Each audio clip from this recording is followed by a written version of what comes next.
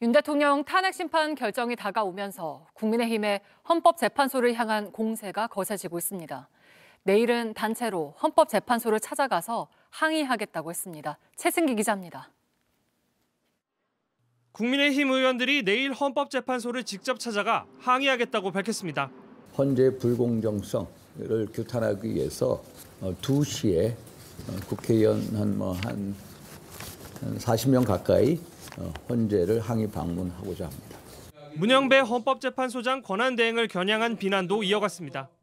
대통령 측 변호인이 항의하니까 말도 없이 자리를 박차고 일어나기도 했습니다.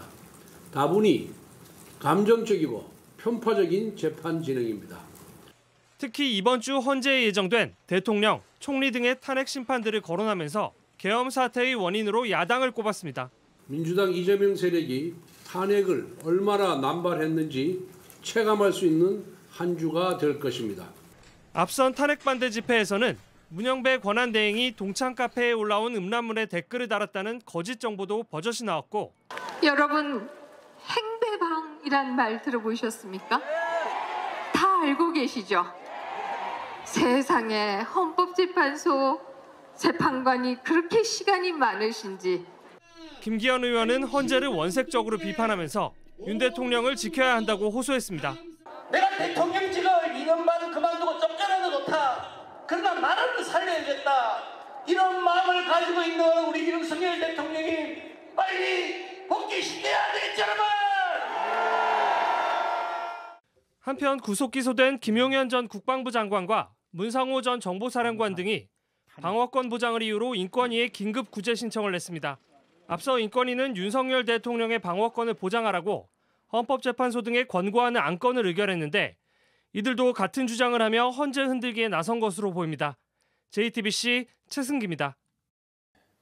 울산 시민들의 탄핵 반대 집회에 참석한 울산 시민들의 의견도 당연히 존중받아야 될 의견입니다. 하지만 노상원 수첩의 체포명단 500명, 또 홍장원 메모 체포명단 14명, 살해 계획까지 드러나고 있습니다. 거기다가 헌법기관인 국회와 선관위에 무장 군인을 투입했습니다. 단전까지 했었습니다.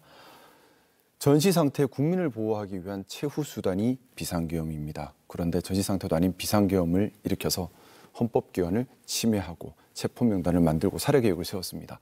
옳고 그름이 분명한 일입니다. 무엇이 자유민주주의를 수호하는 것인가 현명하게 객관적으로 판단하는 그런 기회가 되었으면 하는 생각이고요. 탄핵 반대 집회에 참석하는 시민들의 의견을 존중하지만 현명하게 다시 한번 판단해 주시기를 간곡히 청하고 싶습니다. 네, 근데 앞서 저희가 리포트로 보내드리기도 했지만 내일 국민의힘 의원들이 단체로 40명 가까이가 헌법재판소를 항의 방문하겠다고도 했거든요. 네, 이건 좀 어떻게 좀 저는 보실까요? 옳지 않다고 생각합니다. 말씀 올렸던 것처럼 옳고 그름이 분명한 일입니다.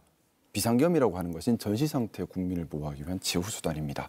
네. 이런 불법한 비상계엄을 한 대통령을 지키기 위해서 헌법재판소로 가서 헌법재판소에 압박을 주고 또 대통령에게 동조한다는 것은 법치주의를 흔들고 민주주의를 흔드는 반보수적인 행동입니다. 그것이 정치적 이익이 있다고 하더라도 옳지 않은 길이면 단연코 거부해야지 장기적으로 우리 보수가 제대로 된 보수의 길을 걸어갈 수 있다고 생각합니다. 네, 지금 일부 의원들 같은 경우에는 민주당이 계엄을 유발해서 계엄을 할 수밖에 없었다 이런 주장도 하고 있거든요. 계엄 유발이란 말이 저는 참 참담하게 들립니다. 계엄이란 건 말씀 올렸던 것처럼 전시 상태의 국민을 보호하기 위한 최후 수단입니다. 전시 상태였나요? 아니지 않습니까? 그런데 정치적 반대 세력이 힘이 있다고, 정치적 반대 세력 때문에 뜻을 마음대로 펼 수 없다고 계엄을 유발했다. 그런 표현은 써서는 안 되는 것입니다. 계엄 유발이라고 하는 것은 전쟁을 얘기하는 겁니다. 탄핵이 인용될 거라고 예상을 하시는 걸까요? 반드시 인용되어야 하고요. 인용될 수밖에 없다고 생각합니다. 그런데 만에 하나라도 탄핵이 인용되지 않는다면 저는 나라가 망한다고 생각합니다. 탄핵이 인용되지 않는다면 불의에 항거하는 수백만 시민들이 거리로 나올 것입니다. 경찰력으로 막을 수가 없지요.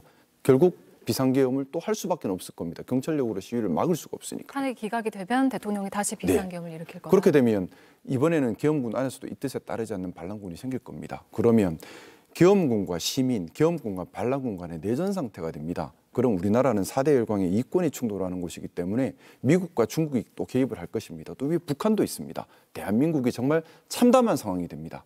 그렇기 때문에 탄핵 기각은 있을 수도 없고 있어서도 안 되고요. 법리적으로는 저는 그렇게 생각합니다. 헌법재판관께서 탄핵 기각 판결문을 쓸래야 쓸 수가 없다고 생각합니다. 절차적 정당성이 없고 한목적성도 없고 내용도 맞지 않고 전혀 탄핵을 비상계엄을 정당화할 수 있는 테마가 하나도 없습니다. 그렇기 때문에 당연히 파면 결정을 할 수밖에 없고 또 그 파면 결정을 하는 것이 대한민국을 지키는 것이다. 그렇게 생각하고 있습니다.